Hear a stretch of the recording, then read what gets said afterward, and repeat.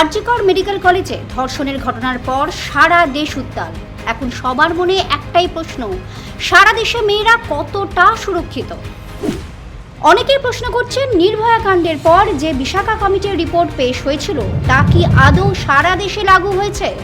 ভারতে 2017 থেকে 2022 সালের মধ্যে প্রতিদিন গড়ে 86টি ধর্ষণের ঘটনা ঘটছে এবং 82টি ক্ষেত্রে ধর্ষক মহিলার পরিচিত ছিল।